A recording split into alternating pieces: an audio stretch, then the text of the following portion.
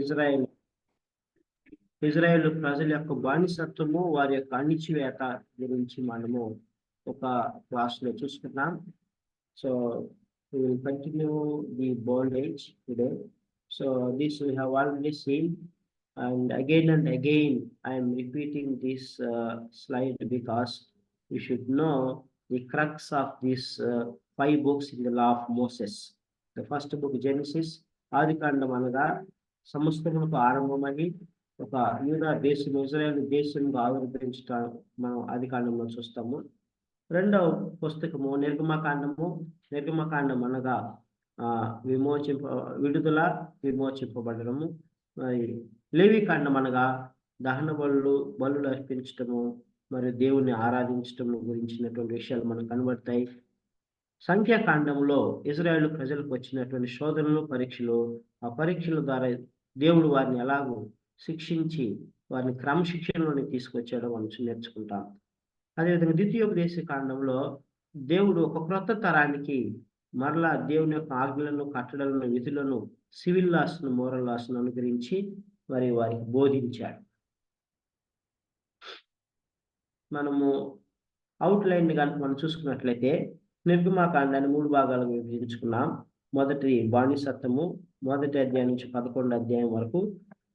అదేవిధంగా రెండవది విమోచన, విడుదల, రెడెంప్షన్, 12 నుంచి 18 అధ్యాయాల వరకు విషయాలు మనకు కనబడతాయి. మూడవది ప్రత్యక్షత, రెవల్యూషన్, 19 నుంచి 40వ అధ్యాయం వరకు. దేవుడు తన ప్రత్యక్ష గుడారం నిర్మించి మరి ఇజ్రాయేల్ ప్రజల మధ్యలో నివసించి వారికి అనేకమైనటువంటి విషయాలను ప్రత్యక్షపరిచారు. సో మరి మనం మొదటి విషయాన్ని నేర్చుకుంటా ఉన్నాం. బాండేజ్ అనగా బానిసత్వం అనే విషయాన్ని మనం నేర్చుకుంటా ఉన్నాము. సో ఈ యొక్క బాండేజ్లో మరి 3 భాగాలు ఉన్నాయి. మొదటిది బానిసత్వం మరియు అణిచివేత. ఇజ్రాయేలు యొక్క బానిసత్వం, అణిచివేత అది మొదటి అధ్యాయంలో మనకు కనబడుతుంది. 2వ అధ్యాయం నుంచి 7వ అధ్యాయం వరకు మోషే యొక్క పిలుపు. తర్వాత 3వ భాగము దేవుడైనటువంటి యెహోవాకు ఐగుప్తు దేవతలకు మధ్య జరిగినటువంటి యుద్ధము. సో 8వ అధ్యాయం నుంచి 11వ అధ్యాయం వరకు విషయాలు మనకు కనబడతాయి. సో మొదటిది bondage and operation of Israel. So యోసేపుని ఎరుగని ఒక క్రొత్త రాజు ఐగుప్తు దేశానికి అయ్యాడు. అతని పేరు అహమోస్. తర్వాత ఇజ్రాయేలు ప్రజలు కూడా మరి అంత క్రొత్త తరం వచ్చేసింది. యోసేపు తన సహోదరులు, తనకు తెలిసిన వారందరూ మరణం పొందారు. తర్వాత రాజు భారమైన భారాలు ఇజ్రాయేలు మీద మోపుతూ వచ్చాడు. ఆ తర్వాత మరి హెవీ బర్డెన్స్ వారి మీద వేసేసాడు. తర్వాత రాజు 3 రకాలైనటువంటి పన్నాగాలను పన్నాడు. ఇజ్రాయేలును అణిచివేయాలని, ఇజ్రాయేలు అభివృద్ధి చెందకుండా మరి వారు ఆగిపోవాలని, ఇజ్రాయేలు వారు మనకంటే ఎక్కువగా ఫలించకూడదని 3 స్ట్రాటజీస్ ఉపయోగించాడు. మొట్టమొదటిది భారమైన బరువులు మోపితే వారు అలసిపోతారు, సొలిసిపోతారు, వారు బలహీనమైపోతారు, వారు అభివృద్ధి చెందరని మరి కఠినమైనటువంటి బరువులు మోపాడు. రెండవది మరి మంత్రస్వాములకు ఆజ్ఞ ఇచ్చాడు. పురిట్లోనే మగపిల్లలందరినీ, హెబ్రీ స్త్రీలు పుట్టినటువంటి మగపిల్లలందరినీ చంపివేయండి అని. అయితే మరి ఆ యొక్క మంత్రస్వాములు దేవునికి భయపడి ఆ పని చేయలేదు. దేవుడు నడిపించినట్లు చేశారు, కానీ రాజు ఆజ్ఞకు లోబడలేదు. మూడవది, రాజు తన అధికారులందరినీ పిలిచి హెబ్రీ స్త్రీలకు పుట్టినటువంటి మగపిల్లలను అందరినీ కూడా నైల్ నదిలో పారవేయండి అని చెప్పాడు. సో అదేవి వర్కౌట్ కాలేదు. సో ఆ తర్వాత మోషే యొక్క పిలుపును మనం చూసుకున్నాం. మోషే పుట్టు గురించి చూసుకున్నాం. తన తల్లి అయినటువంటి యెహోవా 3 నెలలు తను కాపాడిందని, తర్వాత ఒక జమ్ము పెట్టెలో పెట్టి ఆ యొక్క నైల్ నదిలో ఆ యొక్క రాకుమారులు జలకాలాడే ప్రాంతం ఉంచినప్పుడు రాకుమారి చూసి ఆ పెట్టెను తీసుకురమ్మన్నప్పుడు హెబ్రీ బాలుడు ఇతను మరి ఎలా చేయాలనుకుంటున్నప్పుడు మిరియాం వచ్చి మోషే తల్లినే యెహోవానే తనకు నర్సుగా తీసుకురావడం, తర్వాత 5 సంవత్సరములు 6 సంవత్సరాల వరకు ఆవిడ మోషేని పెంచటము, తర్వాత రాకుమార్తె తనకు జీతం ఇవ్వడం మనం చూస్తాం. ఆ తర్వాత 5-6 సంవత్సరాల తర్వాత రాకుమార్తె దగ్గరికి తీసుకెళ్లి మోషేని వదిలిపెడితే మోషే అక్కడ మరి అనేక విద్యలను అభ్యసిస్తాడు. ఖగోళ శాస్త్రజ్ఞుడు అవుతాడు. మరి కెమిస్ట్రీలో కూడా అతను మంచి ప్రావీణ్యుడు అవుతాడు. మరి సమస్త సకల విద్యలందు ప్రావీణ్యుడైనటువంటి మోషే 40 సంవత్సరాల వయసు వచ్చిన తర్వాత తన ప్రజలు ఎలాగున్నారో చూద్దామని వస్తాడు. వచ్చినప్పుడు మరి అక్కడ ఒక ఐగుప్తీయుడు ఇజ్రాయేలును పట్టడం చూసి మరి మోషే మరి వాడి మీద కోపపడి అటు ఇటు చూసి ఆ ఐగుప్తీయుని చంపి ఇసుకలో పాతి పెడతాడు. ఆ విషయము రాజుకు తెలుస్తుంది. రాజుకు తెలిసినప్పుడు మోషేని చంపాలని చూస్తాడు. ఆ మరుసటి రోజు ఇద్దరు ఇజ్రాయేలీలు కొట్లాడుకుంటా ఉంటారు. మోషే అంటాడు, మీరు సహోదరులు కదా, ఎందుకు కొట్లాడుకుంటున్నారు? అలా చేయవద్దన్నప్పుడు మరి వారిలో ఒక ఇజ్రాయేలీయుడు, నువ్వు నిన్న ఐగుప్తీయుని చంపావు కదా, మమ్మల్ని కూడా చంపాలనుకుంటున్నావు అన్నప్పుడు మోషే భయపడి అక్కడి నుంచి మిద్యాను దేశానికి పారిపోతాడు. అంటే మోషే తన బాహుబలం చేత నాయకుడు అవ్వాలనుకున్నాడు. ఇజ్రాయేలీలకు విమోచకుడు అవ్వాలనుకున్నాడు. అది దేవుడి చిత్తం కాదు. కనుక దేవుడు మోషేని 40 సంవత్సరాలు మిద్యాను దేశంలో అరణ్యంలో మరి గొర్రెల కాపలుగా ఉండడానికి అక్కడ తీసుకెళ్లి మోషేని నలకొట్టి హంబుల్గా చేసి, దీనులుగా చేసి, దేవుని ఆధారపడేవాడిగా చేసి మరి ఆ తర్వాత తన సేవకు పిలుచుకుంటాడు. తర్వాత మనము హోరేబు పర్వతం యొద్ద ఆయన గొర్రెలు కాస్తూ ఉండగా మరి ఒక పొద, అద్భుతమైనటువంటి ఒక అనుభవము, ఒక పొద అక్కడ మనకు కనబడుతుంది. మరి మోషే చూస్తూ ఉన్నప్పుడు ఆ పొద మండుచూ ఉన్నది. జాగ్రత్తగా ఉండండి. నిర్గమకాండము 3వ అధ్యాయం 2వ వచనం. నిర్గమకాండము 3వ అధ్యాయము 2వ వచనం చదువుకుని అందరూ తమ తమ బైబిల్ తెరవండి. ఎవరైనా ఒకరు చదవండి. 3వ అధ్యాయము 2వ. ఒక పొద నడిమిని అగ్ని జ్వాలల్లో యెహోవా దూత అతనికి ప్రత్యక్షమాయెను. అతడు చూచినప్పుడు అగ్ని వలన ఆ పొద మండుచుండెను, కానీ పొద కాలిపోలేదు. జాగ్రత్తగా వినండి. ఒక పొద మరి మండుచు ఉన్నది కానీ కాలిపోలేదు. సో ఎక్కడైనా చూసారా? ఎప్పుడైనా మనం మన యొక్క చిన్న వయసు నుంచి మనం చూస్తా ఉన్నాం చెట్లు కాలిపోవడం, పొదలు కాలిపోవడం. అయితే మండుచుంది కానీ ఆ పొద కాలిపోలేదు. అంటే ఆకులు పచ్చగానే ఉన్నాయి, చెట్టు అలాగనే ఉన్నది. So this is something unique. అది ఏదో కొత్తగా ఉంది, వింతగా ఉందని మోషే దాన్ని చూద్దామని మరి ఆయన అటువైపుకి వెళ్ళి చూద్దామని వెళుతూ ఉన్నాడు. అలా వెళుతూ ఉన్నప్పుడు మరి ఆ యొక్క అగ్నిలో నుండి ఒక స్వరం వినబడుతున్నది. అగ్నిలో నుండి ఒక స్వరం వినబడుతుంది. 4వ వచనం చదువుకుందాం. 4వ వచనం చదువుకుందాం. చదవండి అక్క. 4వ వచనం చదవండి. దానిని చూచుటకు అతడు ఆ తట్టు వచ్చుట యెహోవా చూచెను. దేవుడు ఆ పొద నడుము నుండి మోషే మోషే అని అతన్ని పిలిచెను. అందుకు అతడు చిత్తము ప్రభువా అనెను.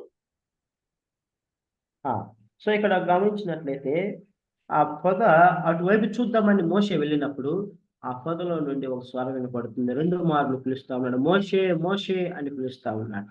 అప్పుడు మోషే చిత్తము ప్రభువా అని అన్నాడు. సో చిత్తం ప్రభు అని అన్నప్పుడు దేవుడు అంటున్నాడు, అందుకు ఆయన దగ్గరికి రావద్దు, నీ పాదము నుండి నీ చెప్పులు విడువు, నీవు నిలిచి ఉన్న స్థలము పరిశుద్ధ ప్రదేశము అని మొట్టమొదటిగా చెప్పాడు. నీవు నిలిచి ఉన్న స్థలము పరిశుద్ధ ప్రదేశము, నీవు నీ పాదములు చెప్పులు ఉన్నాయి, నీ చెప్పులు విడువు అని చెప్పాడు. ప్రియమైనటువంటి దేవుని బిడ్డలారా, ఈ యొక్క పర్వతానికి దేవుని యొక్క పర్వతం అని పేరు. Mount Horeb is called the mount of God. Horeb పర్వతము దేవుని యొక్క పర్వతం అని పేరు ఉంది. సో అక్కడ దేవుని యొక్క సన్నిధి, దేవుని యొక్క మరి సహవాసం అక్కడ ఉంటూ ఉన్నది. సో మనం గమనించినట్లయితే మండుచున్నటువంటి పొద దేనికి సాదృశ్యంగా ఉందంటే ఇజ్రాయేలు జాతికి సాదృశ్యంగా ఉంది, ఇజ్రాయేలు ప్రజలకు సాదృశ్యంగా ఉంది. ఇజ్రాయేలు ప్రజలు కూడా మరి మండుచు అనేకమైనటువంటి శోధనలకు, పరీక్షలకు, ఒత్తిళ్లకు, టార్చర్కు వారు గురయ్యారు. 400 సంవత్సరంలో ఐగుప్తీయులు అధికారులు ఇజ్రాయేలును ఎంతగానో హింసించారు. సో అంటే వారు ఒక రకంగా వారు మండుచు ఉన్నారు, కాలిపోతున్నారు. అయితే కాలిపోలేదు అంటే నశించిపోలేదు అని దాని అర్థం. సో మండుచున్నటువంటి పొద ఇజ్రాయేలు ప్రజలకు సాదృశ్యంగా ఉన్నది. ఎన్నో రకాలైనటువంటి ఇబ్బందులు ఎదురైనప్పటికీ కూడా ఇజ్రాయేలు జాతి మాత్రము నశించిపోలేదు. ప్రియమైనటువంటి దేవుని బిడ్డలారా, దీనిలో ఆత్మీయ సత్యాన్ని అర్థం చేసుకునండి. ఆ పొద ఇజ్రాయేలుకి సాదృశ్యంగా ఉంది. వారికి ఎన్నో పరీక్షలు వచ్చినాయి, శోధనలు వచ్చినాయి. రాజు కూడా 3 పన్నాగాలు పన్నాడు. అయినా కూడా ఇజ్రాయేలీలు మరి వారు ఫలిస్తూ అభివృద్ధి చెందుతూ వచ్చారు. అంటే ఆ పరిస్థితులన్నిటిలో కూడా ఇజ్రాయేలు నశించిపోలేదు. అనేక జాతులు వచ్చాయి, పోయినాయి, కానీ ఇజ్రాయేల్ జాతి ఈ దినానికి కూడా స్థిరముగా ఉన్నది.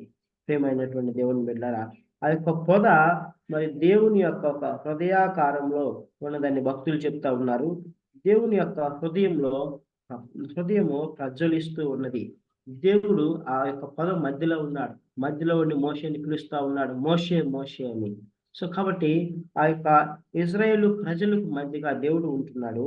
మరి దేవుని యొక్క హృదయము ఇజ్రాయేలీల మధ్యలో ప్రజ్వలిస్తూ ఉన్నది. అది ఆరిపోయేటువంటిది కాదు. సో ఇజ్రాయేల్ యొక్క ఇజ్రాయేల్ యొక్క గోడు మండేటువంటి పొద ఆ మోషేలో ఆ మంట ప్రజ్వలిస్తూ ఉన్నది. మోషేలో ఆ మంట ఉన్నది. అయితే మరి మోషే ఆ మంట అనేటువంటిది మోషేలో మరి నిజమైనటువంటి మంట మోషే జీవితం ఆరంభమవుతా ఉన్నది. ఐగుప్తులో ఉన్నప్పుడు కూడా ఉంది మంట. ఏం మంట? నా ప్రజలు మగ్గిపోతా ఉన్నారు, నా ప్రజలు మరి ఎన్నో శ్రమలకు గురవుతా ఉన్నారు, బానిసలుగా ఉన్నారు, వారిని విడిపించాలి అని అనుకున్నాడు. అయితే ఆ మంట అనేటువంటిది తన సొంతముగా తనకు కలిగినటువంటి మంట, తన బాహుబలం చేత మరి వారిని విడిపించాలని అనుకున్నాడు. అయితే మరి ఎప్పుడైతే ఇజ్రాయేలీయులు ప్రశ్నించాడో, నువ్వు ఐగుప్తీయుని చంపావు, నన్ను కూడా చంపాలనుకుంటున్నావా అని అన్నప్పుడు మంట ఆరిపోయింది. ఫరో రాజు చంపడానికి చూసినప్పుడు తన మంట ఆరిపోయింది. అక్కడి నుంచి పారిపోయాడు, మిద్యానికి వెళ్ళిపోయాడు.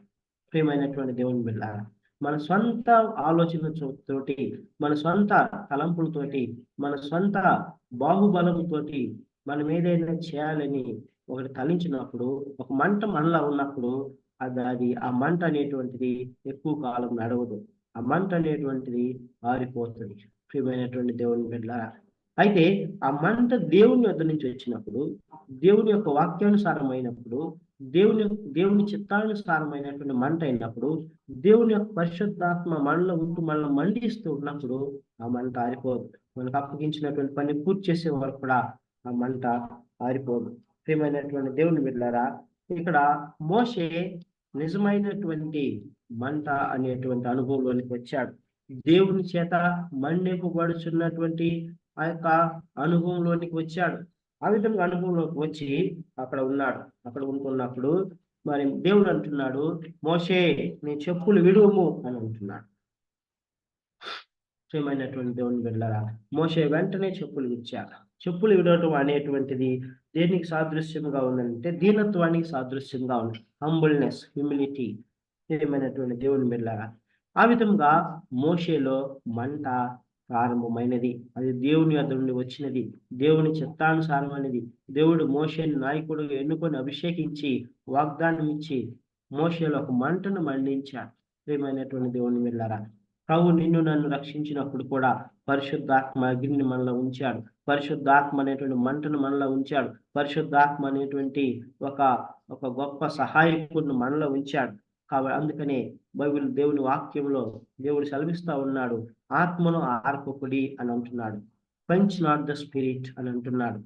ప్రియమైనటువంటి దేవుని బిడ్డలారా, ఆత్మను దుఃఖపరచకుడి అని కూడా దేవుడు సెలవిస్తా ఉన్నాడు. ప్రభు అయినటువంటి దేవుడు యేసుక్రీస్తు మనలో మరి రక్షణ కార్యమును జరిగించి పరిశుద్ధాత్మను అనుగ్రహించి మనల్ని మండిస్తూ ఉన్నాడు. మనం నిత్యము వెలిగేటువంటి జ్యోతుల వలె ఉండాలి. జ్యోతులుగా ఉంటే అనేక మందికి వెలుగుగా ఉండాలి. దేవుని యొక్క నామమునకు మహిమకరముగా ఉండాలి. ప్రియమైనటువంటి దేవుని బిడ్డలారా, దేవుని ద్వారా పొందుకున్నటువంటి ఆ మంట మనలో మండుచు ఉన్నదా, లేకుంటే ఆ మంట మనలో ఆరిపోతూ ఉన్నదా? దేవుడు సెలవిస్తా ఉన్నాడు, నిత్యము మరి మండుచుండవలెను అని అంటూ ఉన్నారు. సో ఇక్కడ మనం గమనించినట్లయితే అపోస్తులు ఎప్పుడు కూడా మండుచు ఉన్నటువంటి జ్యోతుల వల్లే వాళ్ళు ఉన్నారు. అందుకనే వారు ప్రభు కొరకు ప్రయాసపడ్డారు, ప్రపంచ దేశాలకు వెళ్ళారు, ప్రపంచాన్ని తలక్రిందులు చేశారు, అనేక సంఘాలను కట్టారు, అనేక మందిని రక్షించారు, అనేక మంది శిష్యులను తయారు చేశారు, దేవుని కొరకు గొప్ప సాక్షులుగా ఉన్నారు. దేవుని యొద్ద నుంచి అనేకమైనటువంటి బహుమానాలను వారు పొందుకొనబోతున్నారు. ప్రియమైనటువంటి దేవుని బిడ్డలారా, దేవుడు నిన్ను నన్ను వెలిగించాడు, నిన్ను నన్ను మండించాడు, పరిశుద్ధాత్మ అనే వాగ్దానాన్ని ఒక బహుమానాన్ని మనకిచ్చాడు. మరి మనం ఎలాగున్నాం? మనము నిత్యము దేవుని కొరకు మండుచూ ఉన్నామా? మరి వెలిగేటువంటి జ్యోతుల వల్ల మనం ఉంటున్నామా? లేకుంటే మనలో మంట ఆరిపోయి లోకంలో కలిసిపోయి మన యొక్క మన యొక్క ఈ లోకంలో సెక్యులర్ లైఫ్ లో మనం బిజీ అయిపోయినామా? ఏమైనటువంటి దేవుని బిడ్డలారా, నువ్వు నిత్యము మండుచుండాలని ప్రభువు జ్ఞాపకం చేస్తా ఉన్నాడు. నువ్వు మండితే నీ వెలుగు అనేక మందికి వెళ్తుంది, అనేక మంది వెలిగించబడతారు, దేవుని నామానికి మహిమకరంగా ఉంటావు. ఏమైనటువంటి దేవుని బిడ్డలారా, దేవుడు నిన్ను నన్ను పిలిచాడు. మరి పిలిచినటువంటి దేవుడు మనల్ని మోషేను వాడుకున్న రీతిగా వాడుకోవాలని ఆయన ఆశపడుతున్నాడు. ఏమైనటువంటి దేవుని బిడ్డలారా, how is your spiritual burn? How is your spiritual experience? దేవుని యొక్క నీ యొక్క ఆత్మీయ స్థితి ఎలాగ ఉన్నది? Do you have peace in your heart? Is the Holy Spirit working in you? Is the Holy Spirit burning you? Is the Holy Spirit leading you? Is the Holy Spirit speaking to you, showing the right way, warning you, this is wrong, this is right, going this way, this is the way that leads to the life? ఏమైనటువంటి దేవుని బిడ్డలారా, ఆ మంట మనలో కనుక ఆరిపోయినట్లయితే మనకు సరైనటువంటి మార్గం కనబడదు, మన జీవితం సరిగా ఉండదు, మనము మరి లోకంలో పడిపోయేటువంటి అవకాశం ఉన్నది. శరీరాశ, నేత్రాశ, జీవపు డంబంలో పడిపోయేటువంటి అవకాశం ఉన్నది. దేవుడిచ్చినటువంటి ఆ యొక్క మిషన్, దేవుడు అనుగ్రహించినటువంటి ఆ గ్రేట్ కమిషన్ కూడా మనం కోల్పోయేటువంటి వారంగా ఉంటాం. దేవుడు మనకు అప్పగించినటువంటి బాధ్యతలు కూడా మనం నెరవేర్చలేకపోయినటువంటి వారంగా ఉంటాం. ప్రియమైనటువంటి దేవుని వెళ్ళాలి. కాబట్టి మరి మనం ఒకటి గుర్తుంచుకోవాలి, మనం ఎందులో నుండి రక్షించబడ్డాం, ఎందులోకి రక్షించబడ్డాం. From where we were saved and where we are saved. Moshe దాన్ని గుర్తుపెట్టుకున్నాడు. మోషే ఎందులో నుంచి రక్షించబడ్డాడు, తర్వాత మోషే మరి ఎందు కొరకు రక్షించబడ్డాడు, దేనిలోనికి రక్షించబడ్డాడు. So Moshe had very clear, crystal clear idea about this. That's why Moshe became a great leader despite of his shortcomings, despite of his mistakes. ప్రియమైనటువంటి దేవుని వెళ్ళారా, ఎక్కడి నుంచి నువ్వు రక్షించబడ్డావు? Then from what, to whom you are saved and why you are saved. So that is very very important. So కొంతమందిలో ఆత్మీయ జీవితంలో తృష్ణ ఉంటది, కానీ వారి సొంత ఆలోచనలతో కూడినటువంటి తృష్ణ. దేవుని కొరకు మండుచు ఉండాలని ఆశ ఉంటుంది, తృష్ణ ఉంటుంది, దప్పిక ఉంటుంది, ఆకలి ఉంటుంది. అయితే అది దైవ చిత్తానుసారమైనది కాకపోవచ్చు. వారి సొంత ఆకలి దప్పులు కావచ్చు, వారి సొంత ప్రయత్నాలు, మానవ ప్రయత్నము, వారి సుబుద్ధిని ఆధారం చేసుకొని వారు దాన్ని చేస్తారు. కాబట్టి అందువల్ల వారు ఫలించరు.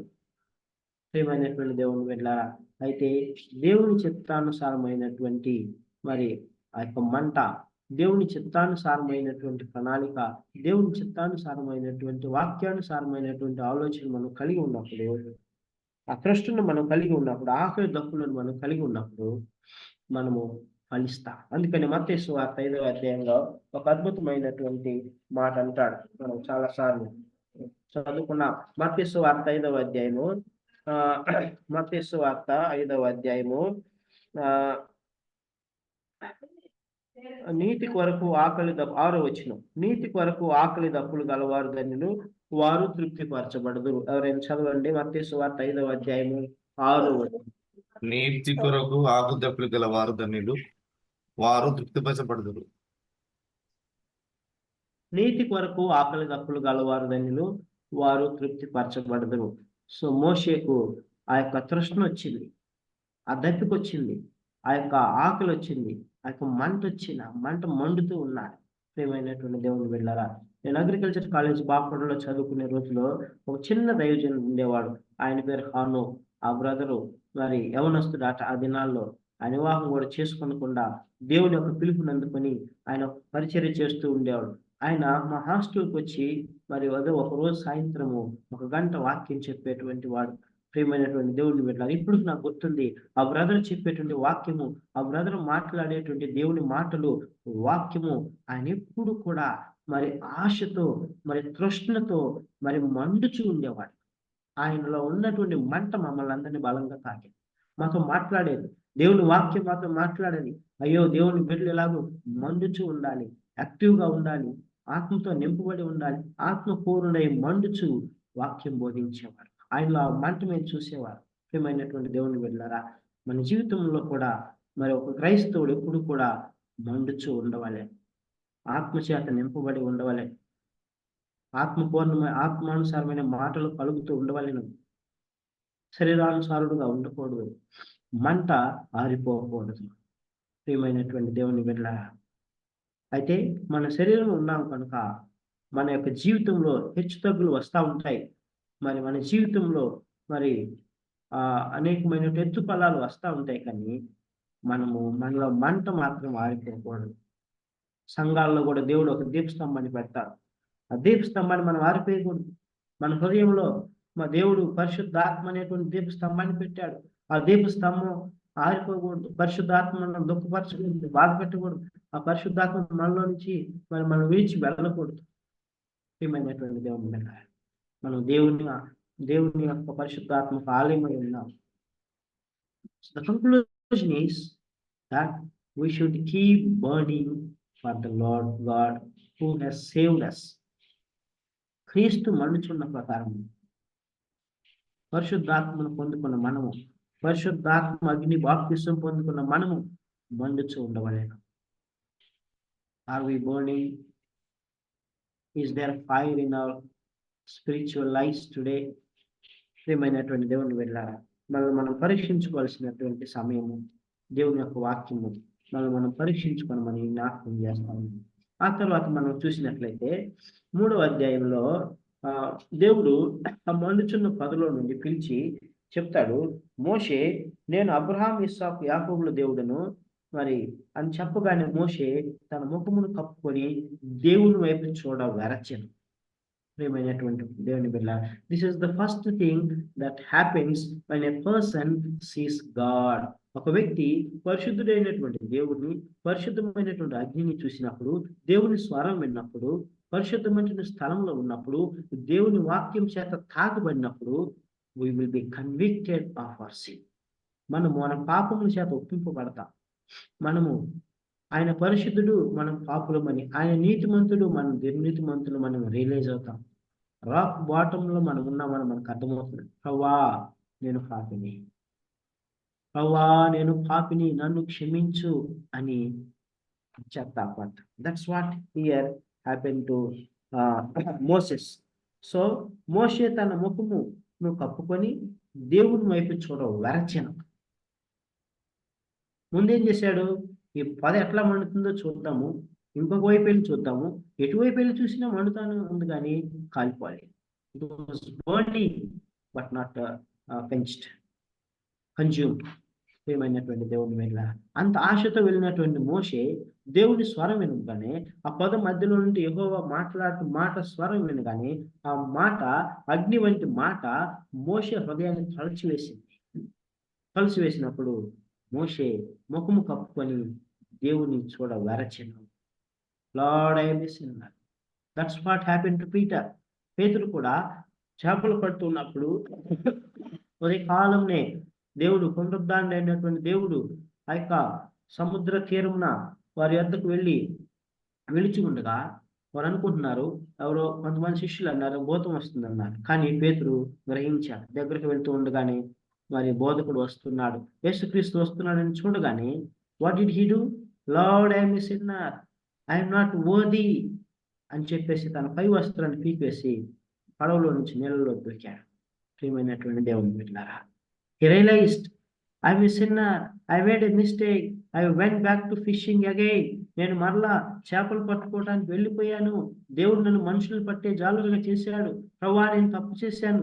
ప్రభువా, నేను పాపం చేశాను. మీ చిత్తము నేను కోల్పోయాను. మీరు ఇచ్చిన ఆజ్ఞను నేను నెరవేర్చలేదు. Lord, forgive me, I am a sinner.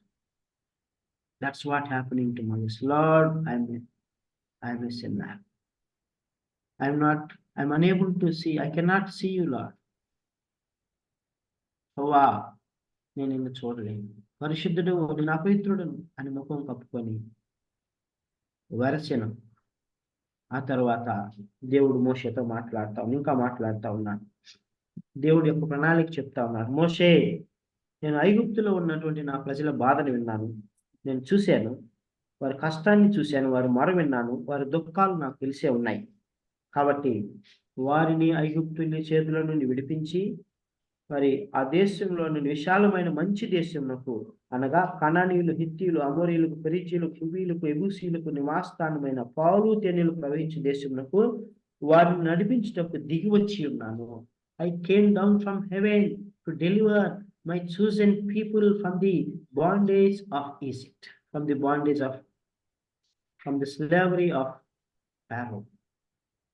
I have come down.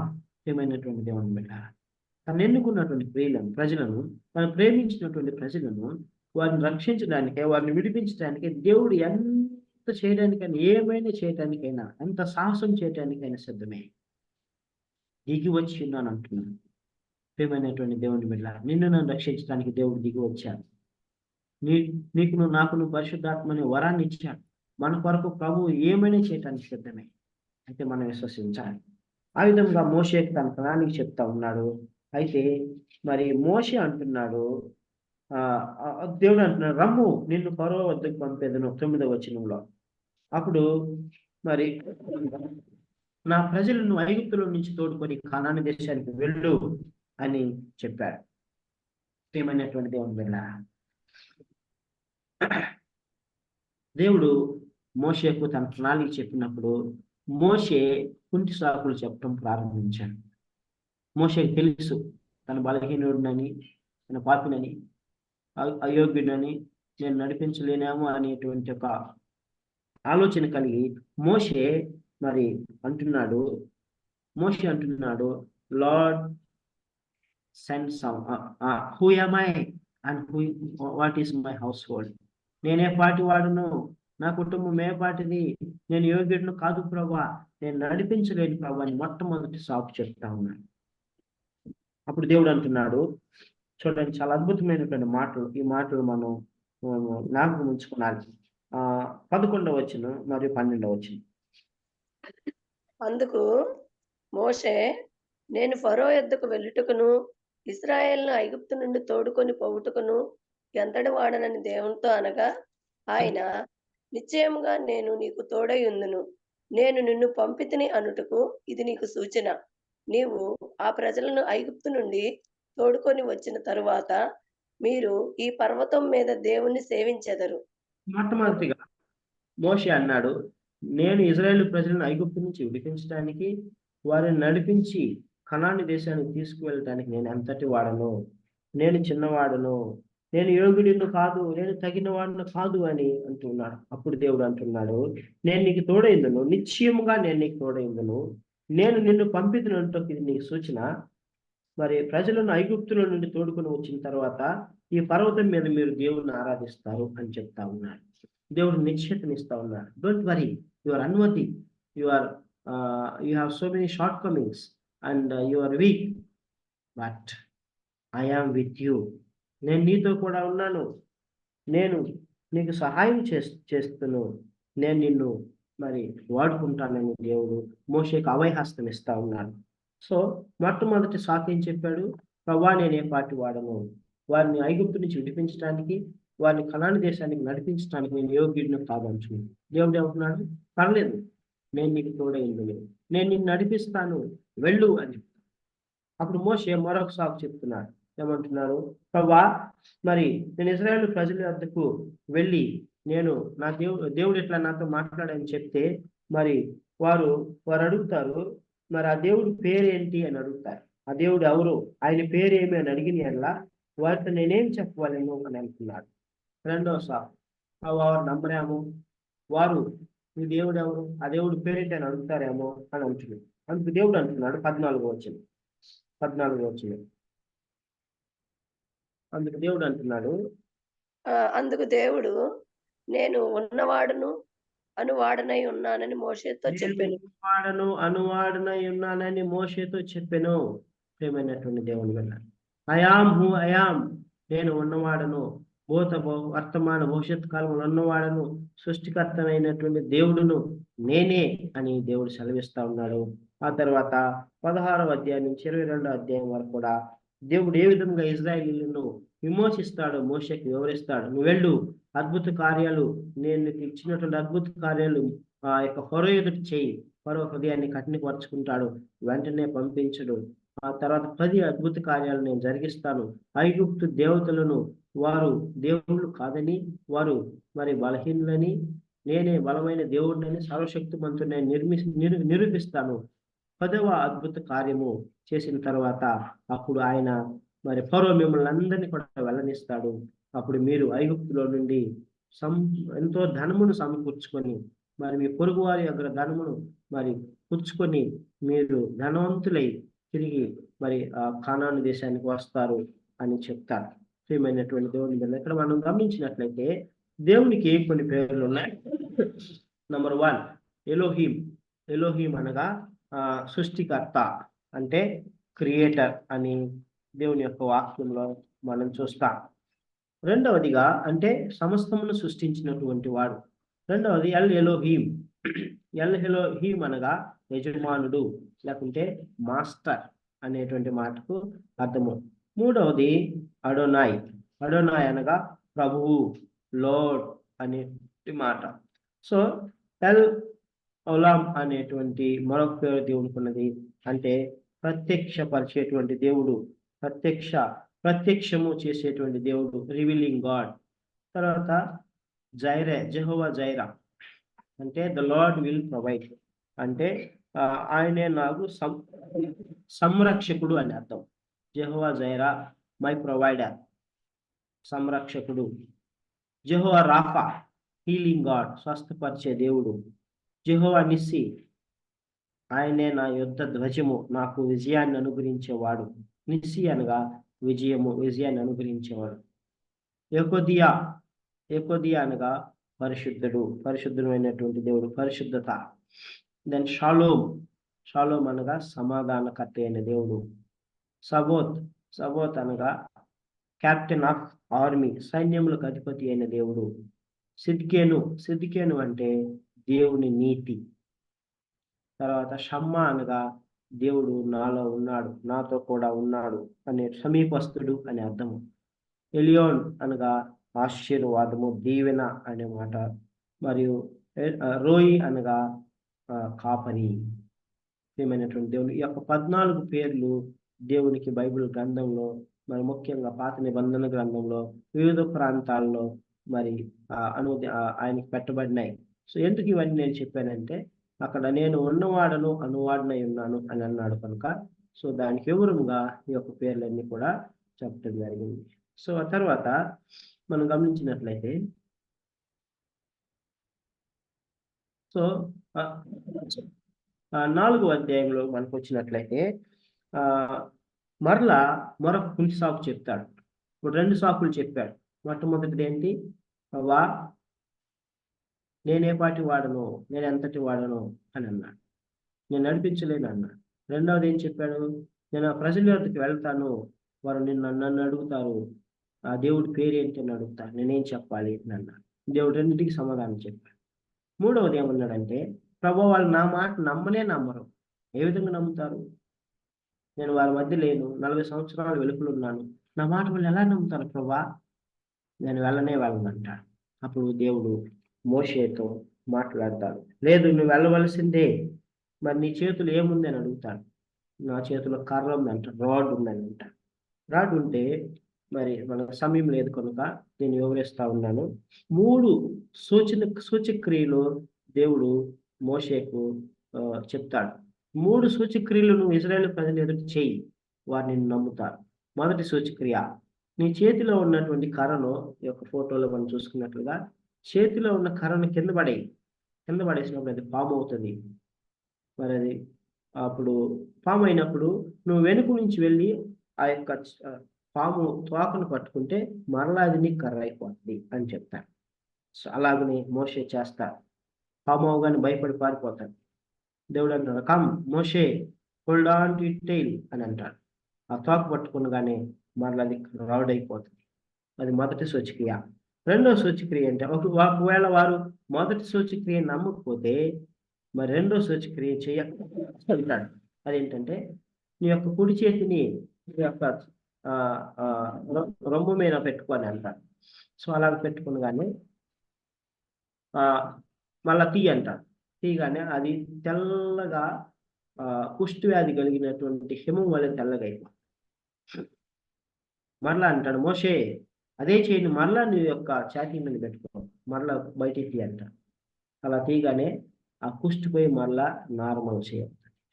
ఏమైనటువంటి దేవుని వెళ్ళాలి. This is the second sign. Moshe ఒకవేళ వాళ్ళు మొదటి సూచక్రియ నమ్మకపోతే రెండో సూచక్రియ చేయి. అప్పటికి వాళ్ళు నమ్మకపోతే మూడో సూచక్రియ చేయి. మూడో సూచక్రియ ఏంటంటే మరి నదిలో నుంచి నీళ్లు తీసుకురా, పొడి నేల మీద ఆ నీళ్లు పోయి ఆ నీళ్లు రక్తం అయిపోతాయి అని అంటాడు. ప్రియమైనటువంటి దేవుని మీద ఈ మూడు మోషే వారి దగ్గరకు వెళ్ళక ముందు ఆయన ప్రాక్టీస్ చేస్తాడు. అలాగనే జరుగుతుంది. అప్పుడు అయినా కూడా మోషే మరలా ఇంకొక సాకు చెప్తాడు. ఇప్పుడు ఎన్ని సాకులు అయిపోయినాయి? 3 అయిపోయినాయి. నెంబర్ 1 మొదటి సాకు ఏంటో చెప్తారా? కర్ర. మొదటి సాగు కర్ర కింద వేసి మళ్ళీ పాము అయిపోద్ది. దాన్ని తోక పట్టుకుంటే మళ్ళీ కర్ర అయిపోయిద్ది. అది సూచక్రియ అక్క. మామూలుగా సాకులు ఏం చెప్పి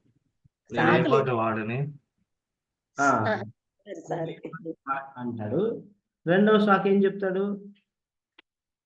వాళ్ళు మీ దేవుడు ఎవరని అడిగినప్పుడు నేనేం చెప్పాలి అంటాడు. మీ దేవుడి పేరేంటి అని అడుగుతారు, నేనేం చెప్పాలి అంటాడు.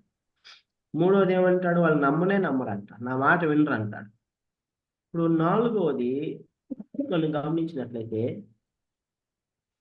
నేను నోటి మాంద్యం గలవాడను, నేను మంచి స్పీకర్ను కాదు, నేను నత్తివాడను అని అంటాడు. 4వ అధ్యాయం 10వ వచనం చదువక్క. 4వ అధ్యాయం 10వ వచనం.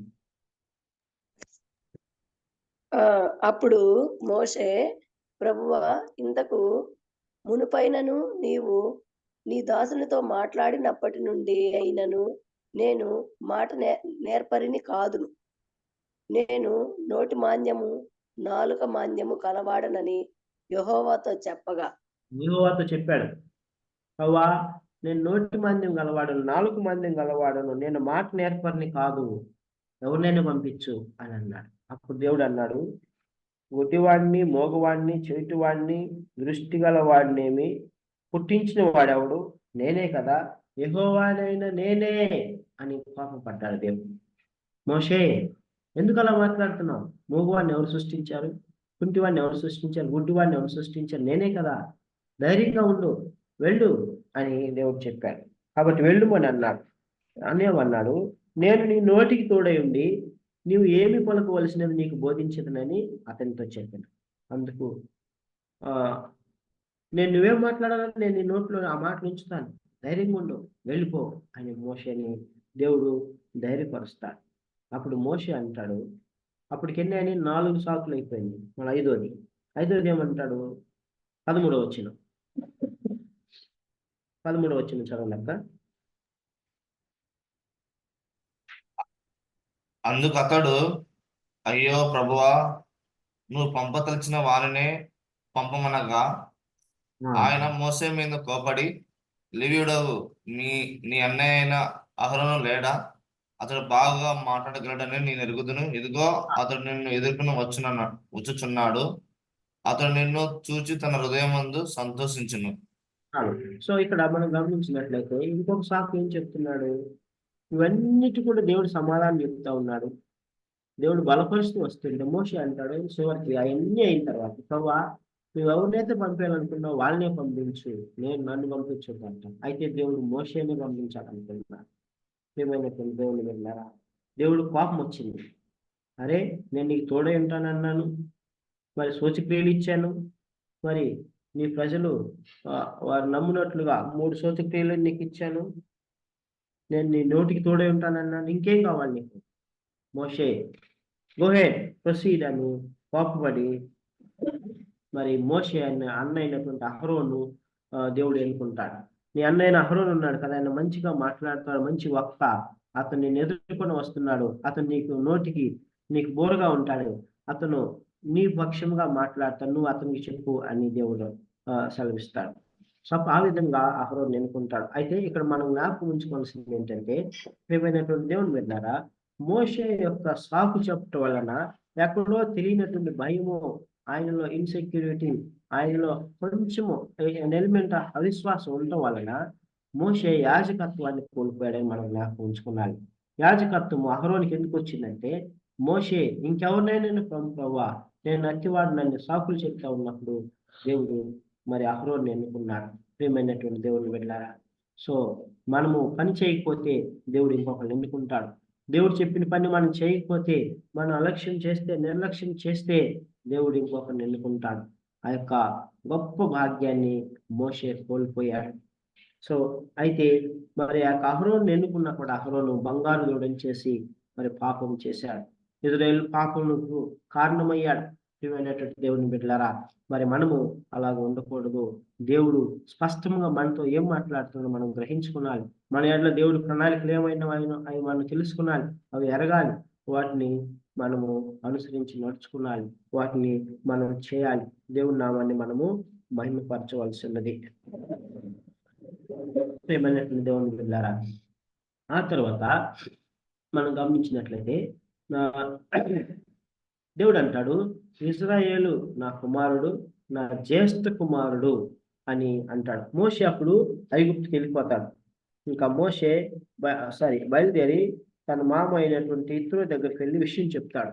దేవుడు నన్ను ఎట్లా పిలుస్తా ఉన్నాడు, నాతో మాట్లాడాడు, కాబట్టి నేను ఐగుప్తుకి వెళ్తాను అని మరి అతనితో చెప్పగా, తన మామ అయినటువంటి మిద్యాను ఇత్రోతో చెప్పగా ఆయన సరే అంటాడు, వెళ్ళిపో అంటాడు. ఇప్పుడు మోషే తన కుటుంబాన్ని తీసుకొని మరి గాడిద మీద ఎక్కించుకొని ఆయన ఆ కర్ర తీసుకొని ఐగుప్తు ఫ్యామిలీతో బయలుదేరుతాడు.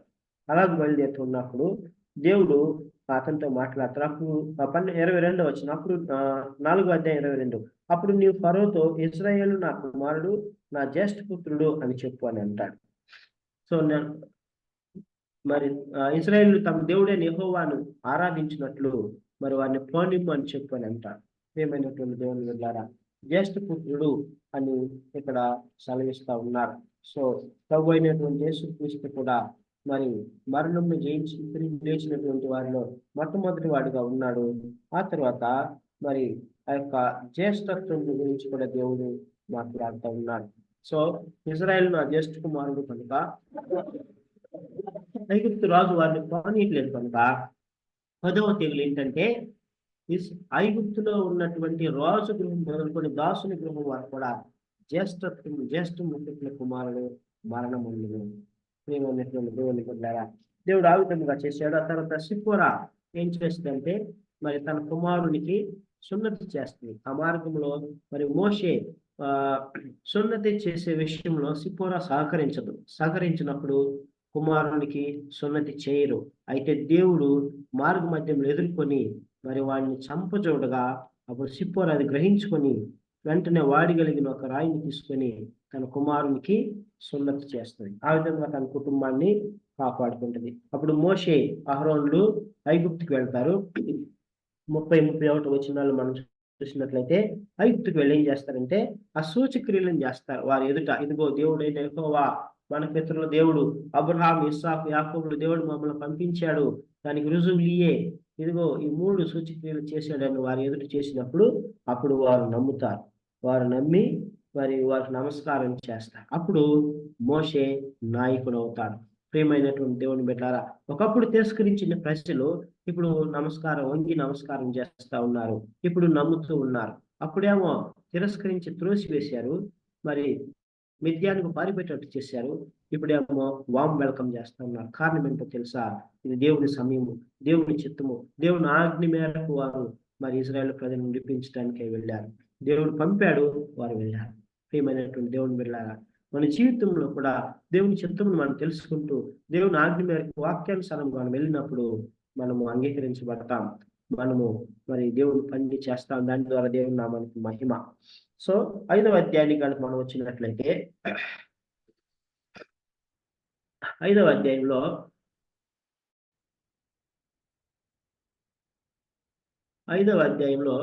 మనం చూసినట్లయితే ఫరో దగ్గరికి వెళ్తాడు.